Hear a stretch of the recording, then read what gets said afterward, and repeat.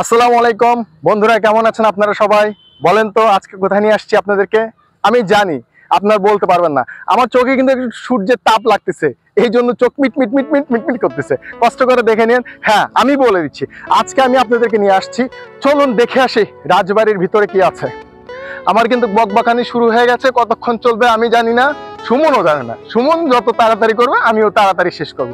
এখন আমরা যাচ্ছি, আমরা কিন্তু টিকিট কাটার কাজটা সেরে ফেলছি। হ্যাঁ, এখানে টিকিট পার হেড 30 টাকা, তবে বাচ্চাদের জন্য কিন্তু 5 টাকা আছে, 10 টাকা আছে। দাদা, আপনারা কেমন আছেন? ভালো আছেন? একটু হাত মিলাই, দাদার সাথে হাত মিলালাম। দাদা, আপনি ভালো আছেন?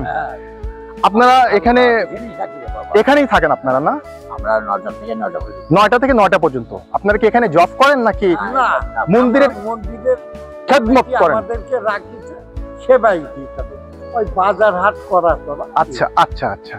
তো আপনাদের মন্দিরে যে দর্শনার্থী আসে, হ্যাঁ, তারা মন্দিরে কি প্রবেশ করতে পারে? না, ও, এটা তো পবিত্র জায়গা।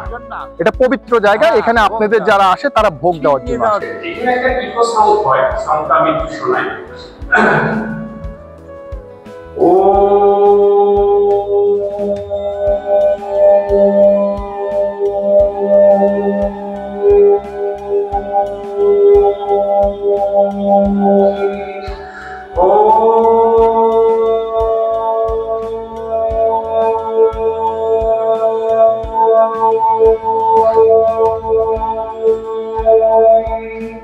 এই যে সাউন্ডটা, এটা একটা ইকো সাউন্ড